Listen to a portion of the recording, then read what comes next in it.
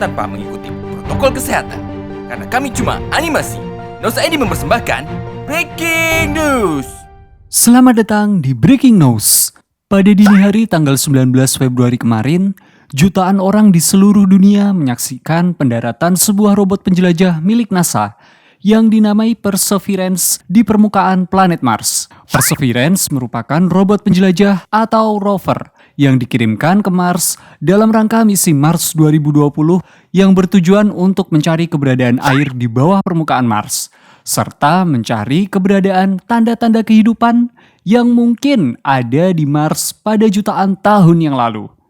Perseverance merupakan rover kelima yang berhasil mendarat di permukaan Mars setelah Sojourner yang mendarat pada tahun 1997, yang disusul rover kembar Spirit dan Opportunity yang mendarat pada tahun 2004, serta rover Curiosity yang mendarat pada tahun 2011.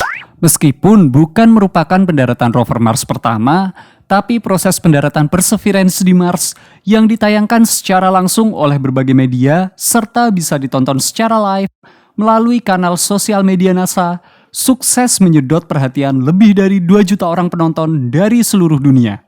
NASA sendiri memilih Kawahiya Zero sebagai lokasi pendaratan Perseverance. Lokasi ini dipilih karena sebelumnya para ilmuwan menemukan suatu hal yang sangat unik di kawah ini.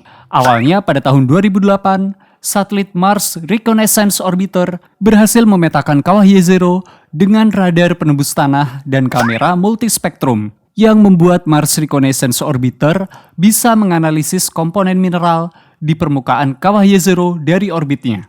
Hasilnya, data yang dikumpulkan oleh Mars Reconnaissance Orbiter menunjukkan jika permukaan Kawahiya Zero dipenuhi oleh mineral-mineral yang sangat mirip dengan tumpukan mineral di dasar sungai dan danau yang ada di bumi. Penelitian lebih lanjut pun memastikan jika Kawahiya Zero dulunya memang merupakan sebuah daerah yang dipenuhi oleh air. Selama ini para ilmuwan dan astronom memang meyakini jika Mars dulunya memiliki danau dan lautan seperti halnya bumi. Namun karena efek hilangnya medan magnet Mars, atmosfer Mars pun lama-kelamaan menipis dan air yang ada di Mars pun menguap. Sehingga pada hari ini, Mars berakhir menjadi planet yang sangat tandus dan dingin.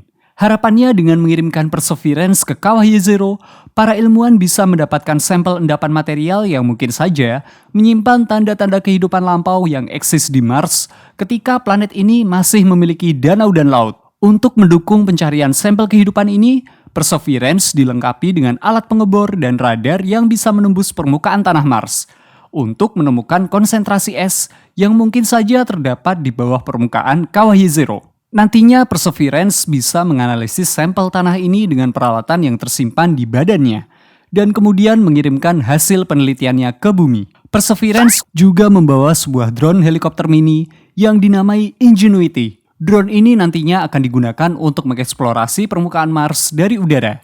Dan jika Ingenuity berhasil terbang, maka drone ini akan menjadi pesawat terbang pertama buatan manusia yang berhasil diterbangkan di planet lain selain bumi.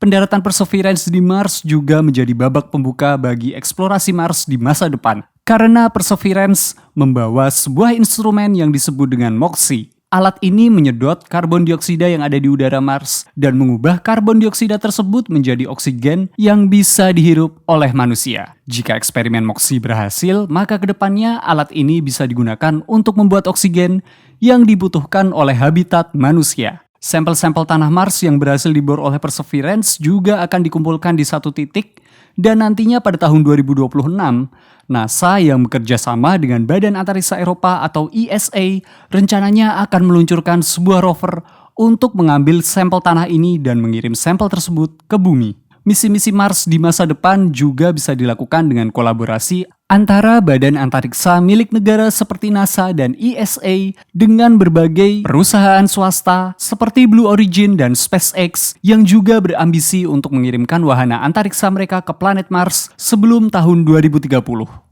Misi eksplorasi antariksa seperti Perseverance terbukti bisa memicu kekaguman dan berhasil menggugah minat jutaan orang, terutama anak-anak usia sekolah, terhadap eksplorasi luar angkasa dan perkembangan teknologi untuk menjelajahi planet-planet lain. Kedepannya, NASA juga akan melakukan misi Artemis yang akan kembali mendaratkan manusia di bulan antara tahun 2024 hingga 2028. Kalau di misi-misi pendaratan bulan era Apollo tahun 1969 dulu, orang-orang hanya bisa menonton via tayangan televisi yang kualitasnya tidak jernih. Bayangkan bagaimana reaksi orang-orang ketika bisa menyaksikan pendaratan astronot di bulan secara langsung dengan kualitas gambar yang jauh lebih bagus lagi. Aku Nyu, terima kasih telah bergabung pada sesi Breaking News kali ini. Dan sampai jumpa pada sesi Breaking News yang berikutnya.